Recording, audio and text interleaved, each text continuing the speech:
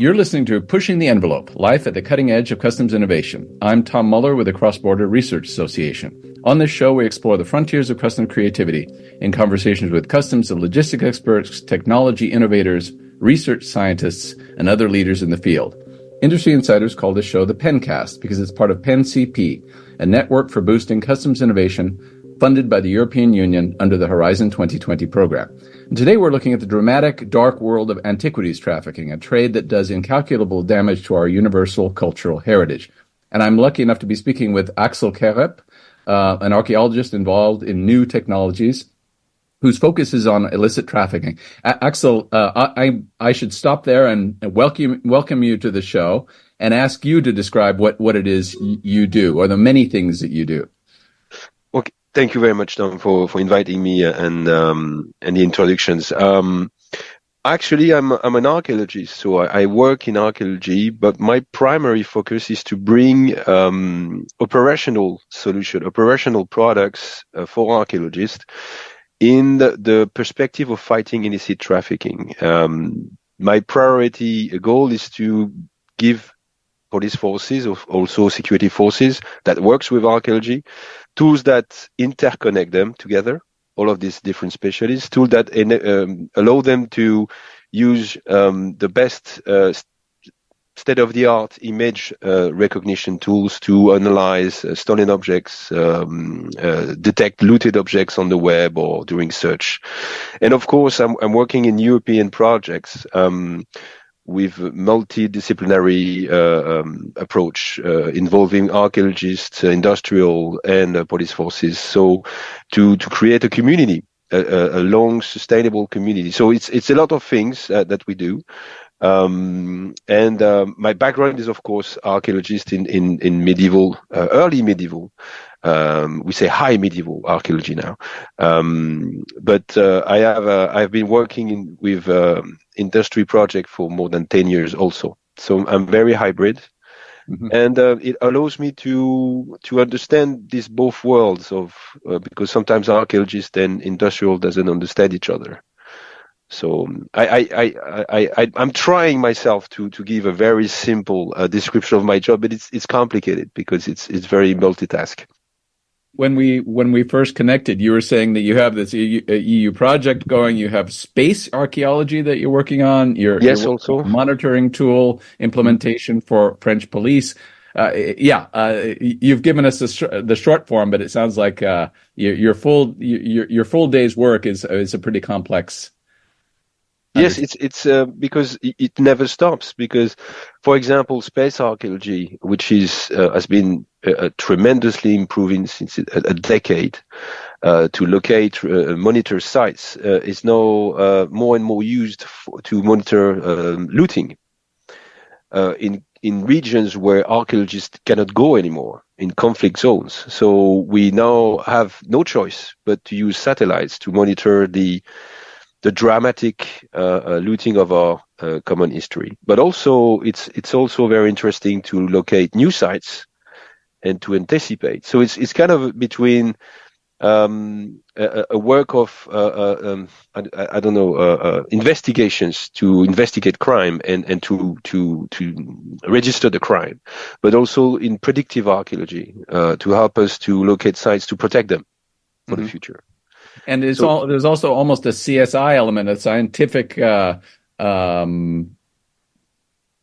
investigative and technology to be one step ahead of the bad guys, one step ahead of the looters, one step ahead of the people who are using some of the same technologies. When you say that you're using satellite imagery to look at conflict zones and so on, are these publicly available? I mean, this is Google Earth and that sort of thing, or are they limited access to people with, like yourself, with official contacts? It's a bit of both. I would say you can go to the very source material by talking directly to the constellation owners. But today, most of the people, when they want to use, I would say, ortho images, when you gather all of the different spectral elements, you're going to use different providers, and you name one of them, which is Google Earth. So it's a bit of both, and it's fantastic because it's OSINT, it's open source intelligence. So everybody can access this, and everybody can access this science. It's beautiful. And I think it's one of the motive of one of these companies is to make this science available. On the other hand, as you very truly said, the bad guys also use this technology. And I have to confess, some of them are way better than we are. They are very good at detecting sites. We have recent conference in Afghanistan noted that some sites that never been registered by the archaeologists, which doesn't exist in any database, actually were looted. So we actually discovered the sites by spotting the looting features. My gosh. And they are very good. They're very good. And they confess that they use some of them are because some of them wants to be recognized. They have some YouTube chains, and some of them will explain to you how they spot sites. Of course, it's in Europe, where the legislation is different, but they will tell you how they can spot a cemetery or a Roman villa, just looking at the topography, just looking at the different temporal images. And they're very good people, and they're not archaeologists. It sounds almost like black hat hackers, putting their name out for having done a major exploit. They're showing their skills for what purpose? I mean, to brag or to get employment from other people, or it's complex because it's not just one reason. Some of them brags because they have no. Honestly, I'm not going to talk about the real looters, hardcore looters, okay? I'm just going to talk about the history enthusiasts, which have been too far, which go too far, because sometimes they have no knowledge of what actually the damage they're doing, truly are. And they really think that they are some kind of amateur archaeologist or auxiliary of history. And they think they're doing good, okay? I spotted this villa. I went there with my metal detector. I found something, and I saved these items from destructions. Okay, and none of this is true because first they were good where they are, and I mean the entropy is such that all of these objects, when they have been buried for 1,000 years, hundreds of years, they are stabilized in the environment. So if you unearth them, then you will destroy them. They have no emergency whatsoever. And usually in Europe, at least in Europe, not in some zones. Anytime you launch reconstructions, you have to call the archaeologists before, so there's no risk of them being destroyed. I always say there's no such thing as amateur archaeologists. Archaeology is a scientific discipline. It requires, as you said, many different technologies, dendrochronologies, C14, something that is not accessible for people without any training. And as I said, if you have a heart problem, would you go to see an amateur cardiologist? Okay? No, you wouldn't do that. I don't want to have to deal with an amateur dentist. Okay? DIY brain surgery. No. Okay, so you don't want things to be done by an amateur archaeologist because he doesn't know what to do. He doesn't have any clue of I don't want to go too far into this, okay, Tom, but yeah, the disciplines that we have requires a lot of knowledge and techniques. Yeah. Because we are destroying what we study. A site, when we dig it, we're destroying. But we document it so precisely that we can go back and study the objects, the different stratigraphy and things. None of these things are done by the metal detectors. Right. No, exactly. So let's talk about hardcore looters and Afghanistan. You're saying that there are sites in Afghanistan that were not even recognized as archaeological sites that have already been looted, and you archaeologists are now learning about them through the looting process. How can truly amateurs, don't they have insider archaeologists who are working for them to be able to recognize these sites? Well, it's first of all, it's a tragedy because you have to understand that why this haven't been studied. It's because the archaeologists cannot go there anymore and be safe. Okay, if the state would still be there, these archaeologists would have done their work, and this site would have been found by now. But they have been found by smugglers because maybe they were under investigation by archaeologists, and the archaeologists had to stop. Maybe some archaeologists had to give some knowledge to these people just to survive. And I know that there have been in some countries you have a diaspora of archaeologists that we need to help. We need to help, but we have also archaeologists that stayed there, which are unemployed, and they are known in the community. So what do you do when you face? I don't want to talk too much about precise, but imagine your state is crumbling, and then you have a extremist as the head of the state. They go to your house and they say, "Well, we're gonna make some business, and I know you know some things, and you're gonna help us." What do? You help them because Yeah, you your have your children are daughter sitting right and there. son, Exactly. and you Yeah. help them. Okay, and I don't want to judge these people. Honestly, if I could give food to my kids by selling artifacts because I know where to find them, what would you do? Exactly. I've Okay. worked a fair bit as a journalist in Egypt, and the vast majority of looting, at least before COVID, was performed at the ground level by poor villagers in the particular areas who were hired to search underground areas, and including children, who fit down those little holes Yeah. better than others, and sometimes die in the process. So, yeah, it's very difficult to blame individuals involved. You always have what we called dark side archaeologists. Always existed.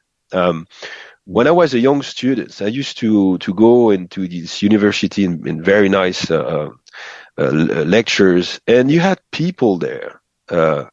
And I was wondering, who are these people? They don't look like students. And some people say, "Oh, you don't know him. He's one of the biggest provider of South American artifacts to some collectors." And he was very skilled, and he was more skilled than us. He could give us lectures.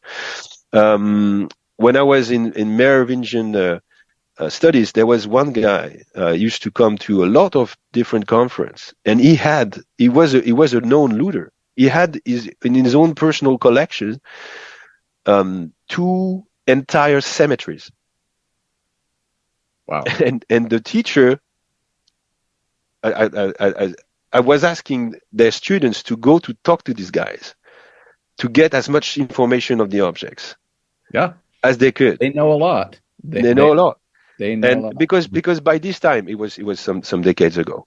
By this time it was not considered with such gravity. Okay, so you had some kind of shades of gray and discussions between some teachers or curators and this guy. He has changed since because looting has become what it is, a crime. Okay, but 20 years ago, you still had discussions between the curators and the detectorists. You still had discussions, because people were interested in the objects first, and that was a different time. Well, that's a fascinating thing. I mean, to this day, the involvement of the Metropolitan Museum, the Getty Museum, or even the Louvre, if I'm not mistaken. Yeah, the Louvre. No. Martinez, the former director. Martinez.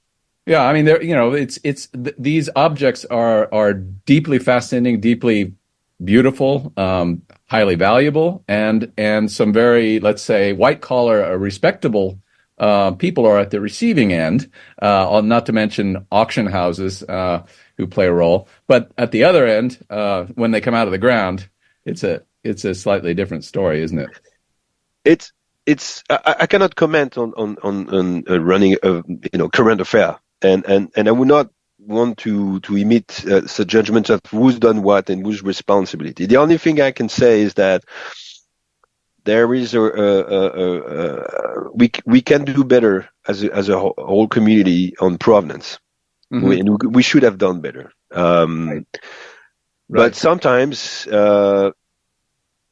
because you buy hundreds of objects a year and you buy from the same source, who always guarantee that things are clean and licit. Sometimes things can happen. And I wouldn't find myself being an expert saying, okay, it's illegit, and then find myself after that 5 years saying, okay, this object has been looted, because I truly believed it was not. Right. It was sometimes experts, are confronted to other experts. And it goes back to the provenance, and the proof of the looting is very difficult. And this is where the area is very gray. Because when an object is stolen, then the buyer becomes the receiver, and in some countries he can go to jail or be fined, and his object being taken out from him. Even sometimes you can go back to 20 years.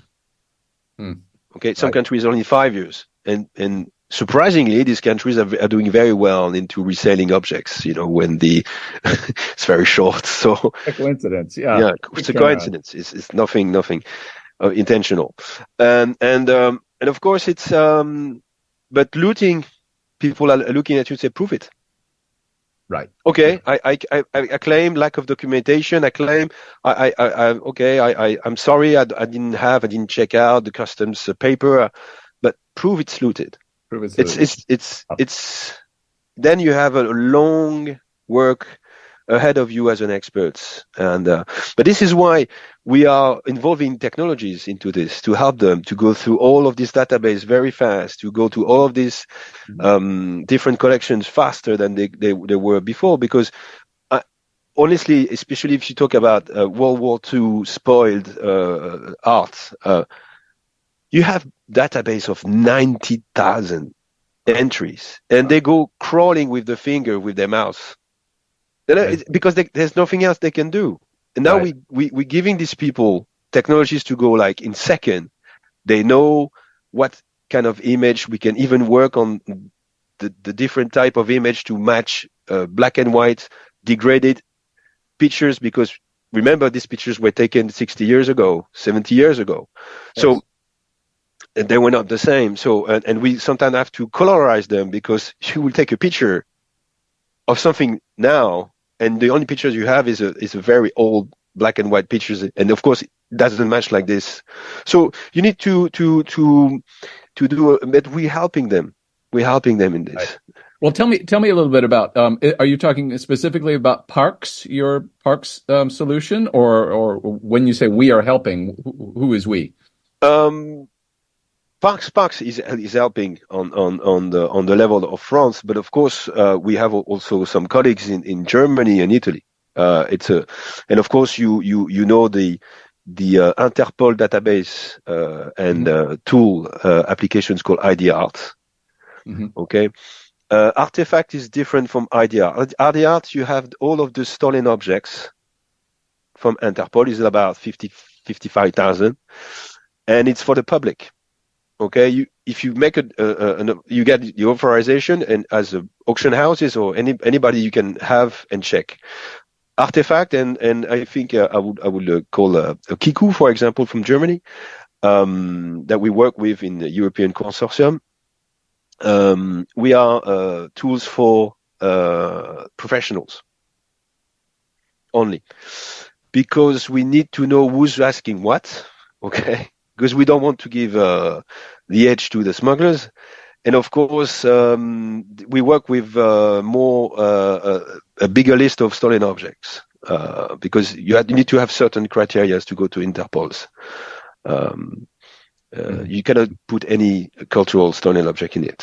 So sometimes you have, but we don't know that. We don't know that. Because we just deal with the image, okay? We don't deal with the profile or the crime, but you have cultural objects of very low value, but they are linked to a crime.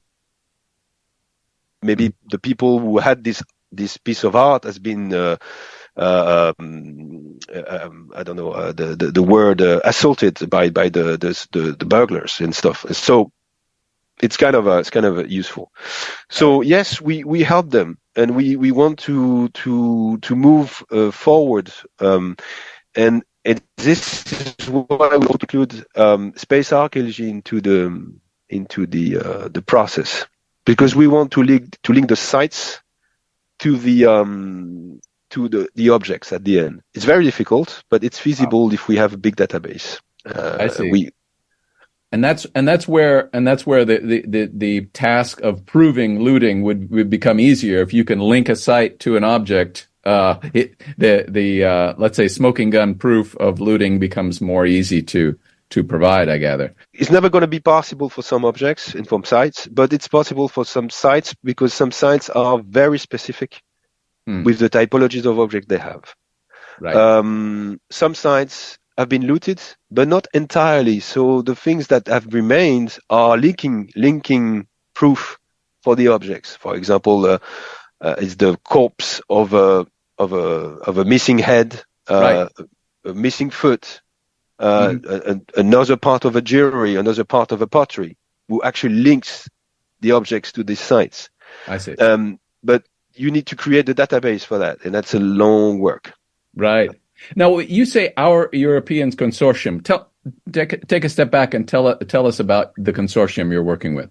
PARCS has been involved in a lot of consortium, including Prevision, and the consortium we work with now is called Anquise.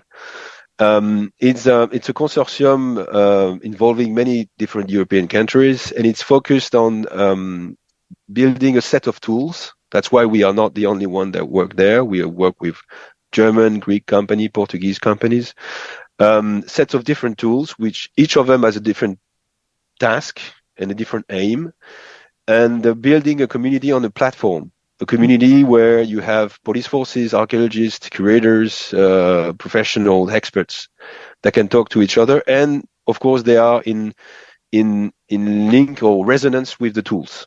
Mm-hmm. Okay, so it's very operational and also a very social network. I see. And do you involve customs administrations in this network as well? Customs and administrations, yes. Sometimes not as core participants, but as advisories or what we call user board. They're part of the users that we aim to deliver the products to.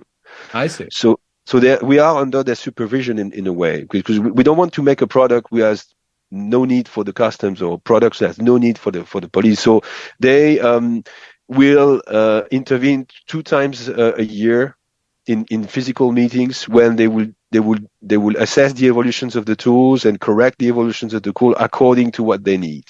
Okay. Because, for example, police doesn't work like customs, and customs doesn't have the same needs of curators. So we need to adapt. You need to be able to speak a lot of different languages at once to connect these people and make them work together, encourage them to work together. Legal language also, because police doesn't have the same way of working with the customs, doesn't have the same legal I'm losing my words here, Tom, the legal implications of the customs. So you need to adapt to this, okay?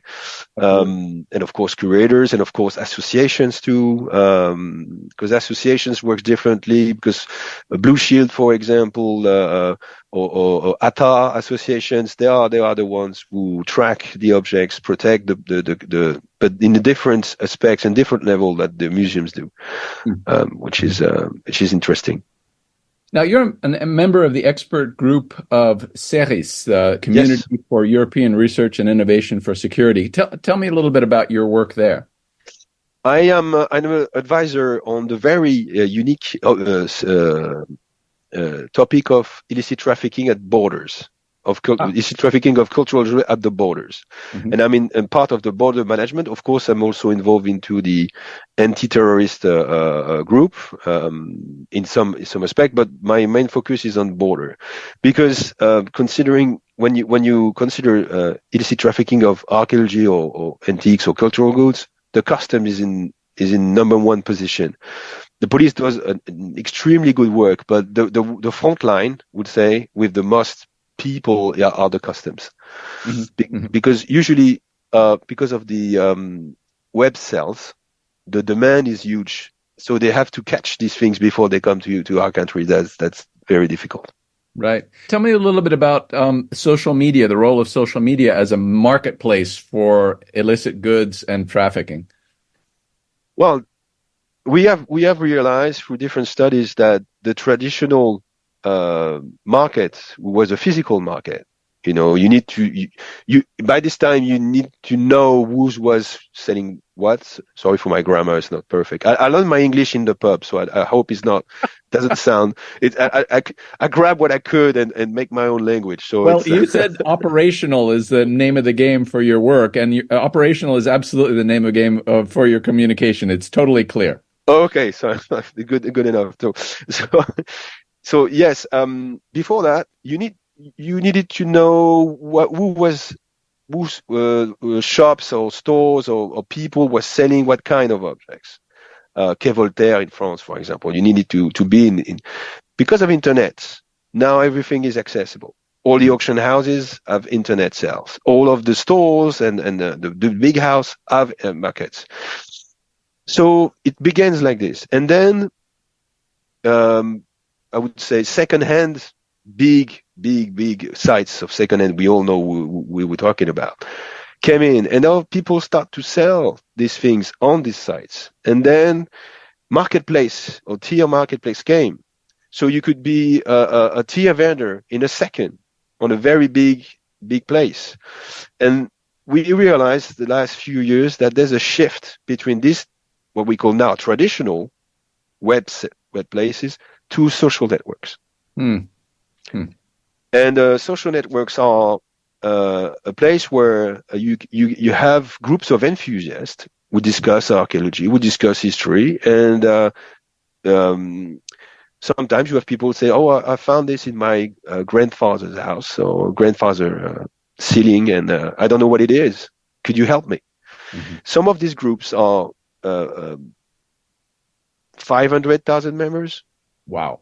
Okay, so if you make one request, you get at least 5,000 people replying, say, "Oh, I know what it is," and you just have to PM them and say, "Would you be interested? I don't want to keep it. Would you be interested? 50 euros? Yeah." So you cannot access this group because they are private and protected by RGPD laws. Okay, as security forces, or you have to have an authorization from a judge. Okay, so it's difficult. So they're protected. And second, you don't see the sales. I see. Completely behind closed doors. Behind closed door, untraceable. You don't know who's. Okay, you cannot go to an auction. You can go to an auction house if you really have a case, and just But in these things, it's completely blind. And the problem is that, especially with this new application and group of discussions, it's so fast. And you have now, especially in Arab native language, you have groups like this which are huge. There are groups like this which are 1.5 million people. Wow. And for us, it's so difficult. And you see pictures of them with the objects next to the looting pits. Oh, you're kidding. Sitting. This is what I got. And they start to exchange to each other, talking to each other and stuff, and exchanging things right there in front of your eyes. And bidding on the item? PM, but private message, they start to sell. And then after that, the object disappears. So it's very interesting because when the site is looted, it's like a stone in the water. Okay. Mm-hmm. And you have ripples and waves. Okay. Yeah. And so you don't know where the stone has been thrown, but you see the ripples. So by looking at the ripples, then you start tracking them back. And it is very interesting because you see these ripples in social media. You see these ripples in occurrences of seizures in the borders. And you see in the web cells. And there's been a site who has been looted. So the magic of this would be one day to be able, with the tools which can analyze images or social networks and stuff, to be able to link these ripples, link these waves, and find the sites or link the objects to the sites. Okay? But that's a long work. That's a long process. Right. And of course, the laws needs to be, the law needs to be more flexible in terms of what monitoring these groups in terms of illicit trafficking.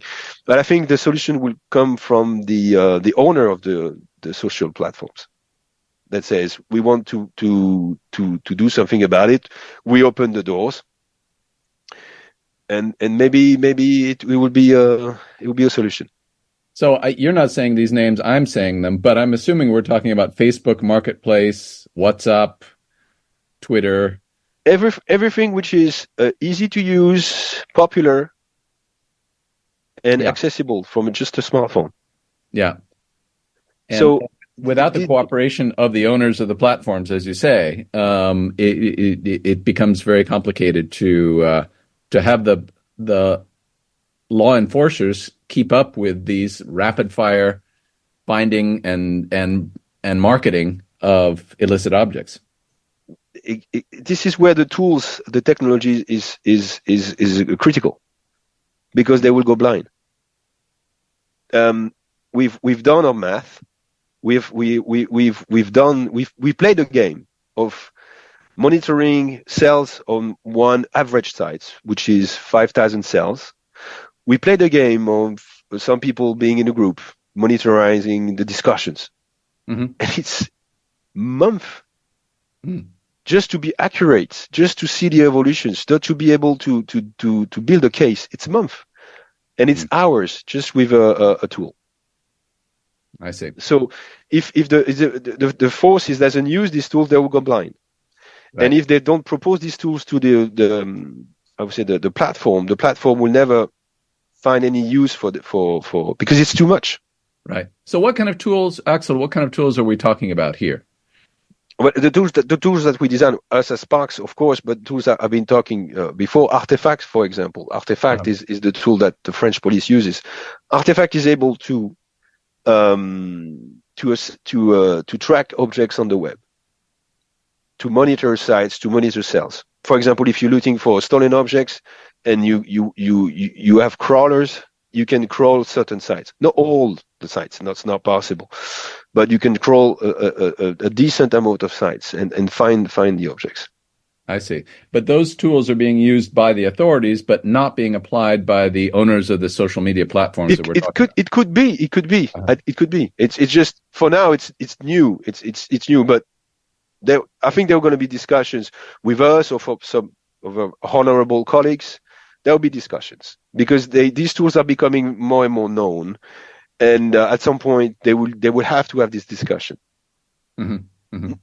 Just, not because it's by force, but just because by comfort.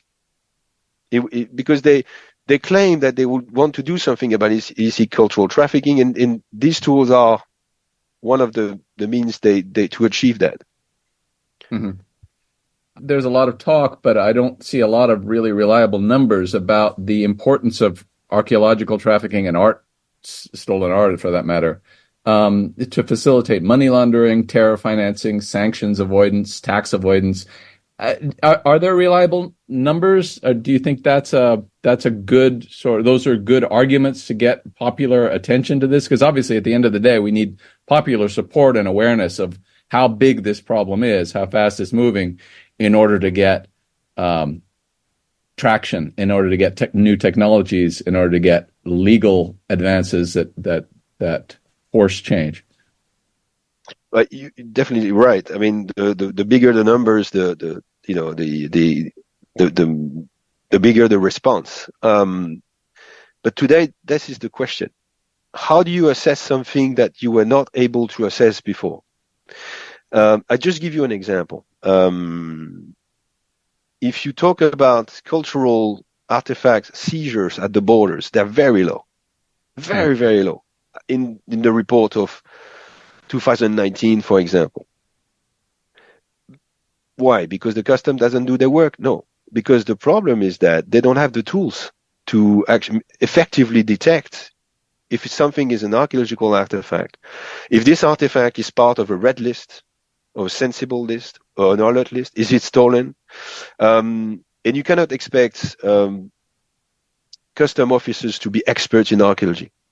I am not an expert in archaeology in my friends or colleagues' fields. I'm an expert in my field. I will be able to recognize something from my field instantly. Show me something from South America, and I'll be wrong half of the time.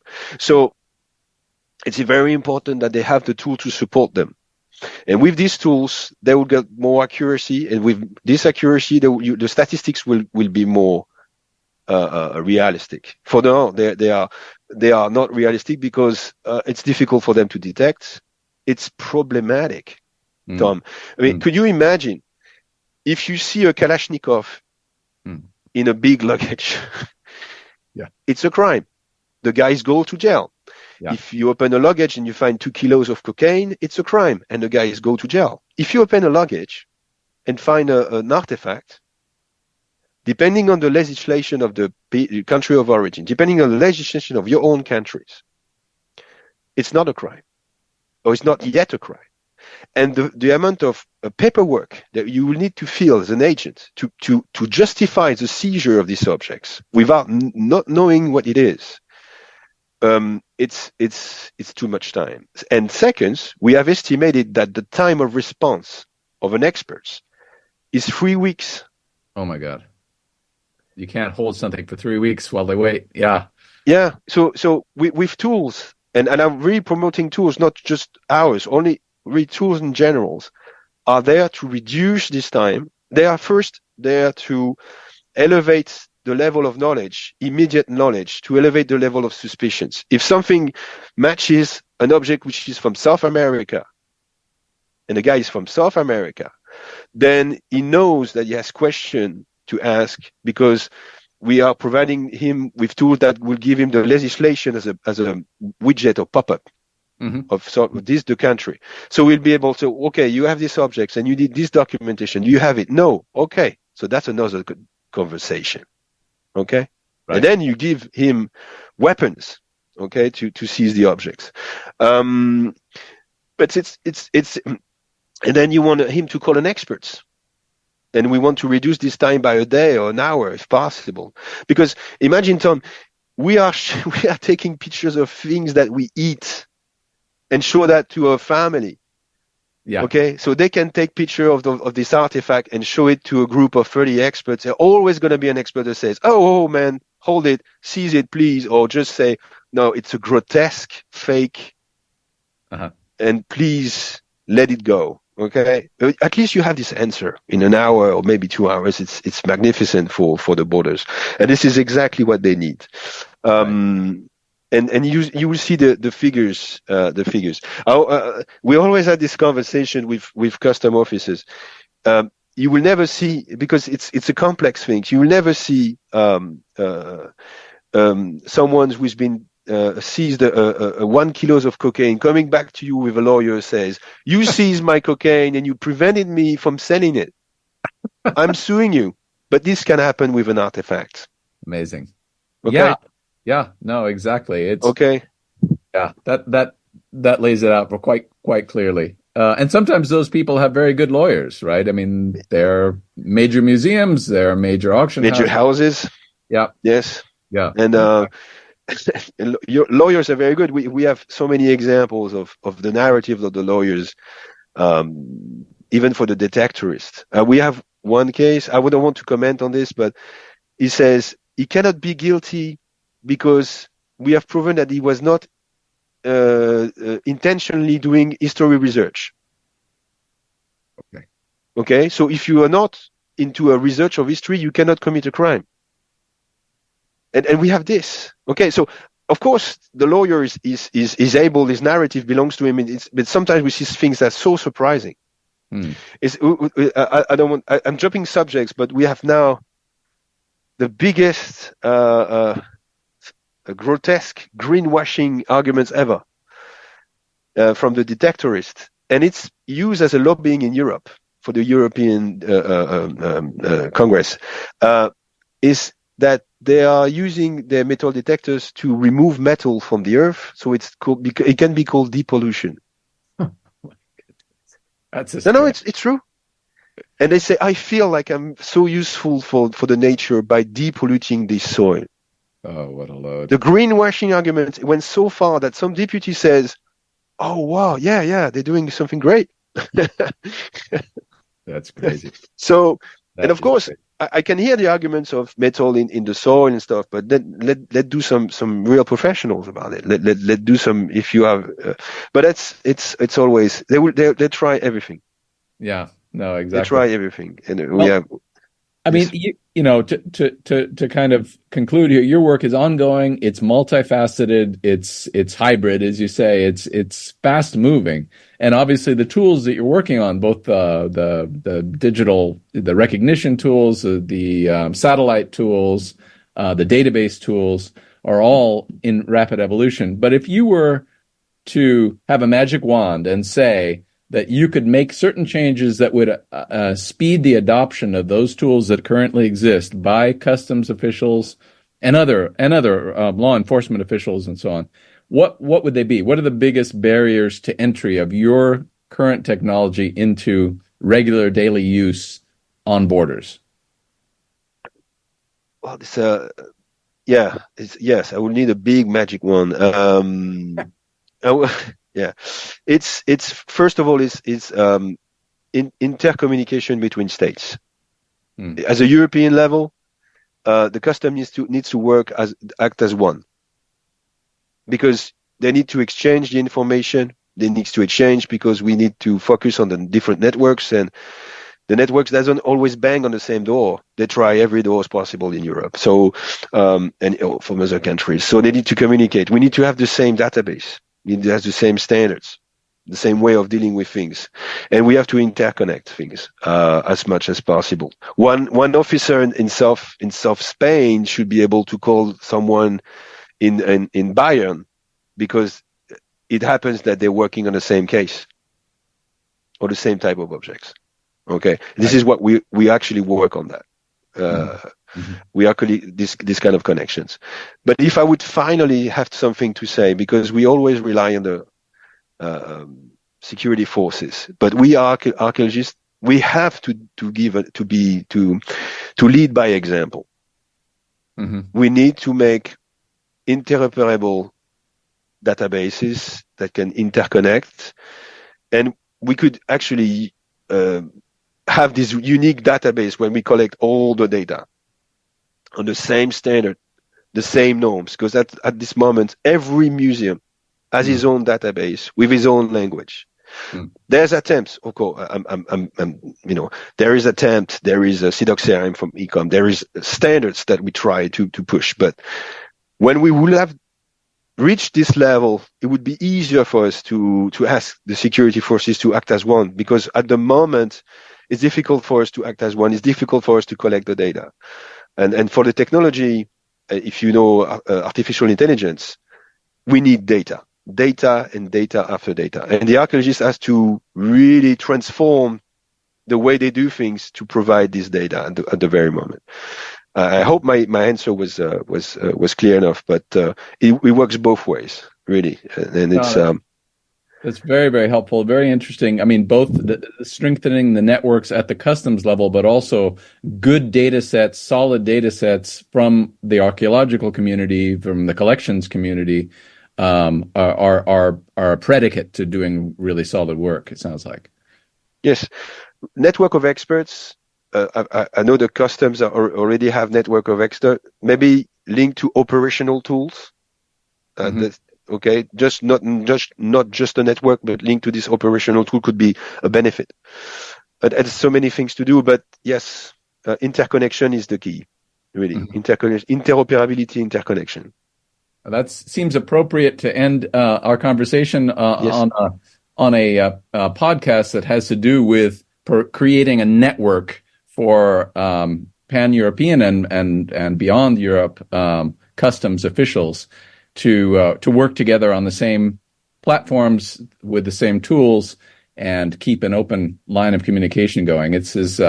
Clearly there are benefits to both sides, and there would be huge benefits to your work if the PenCP project did its job correctly. Thank you very much, Tom, and thank you for PenCP project for the invitation.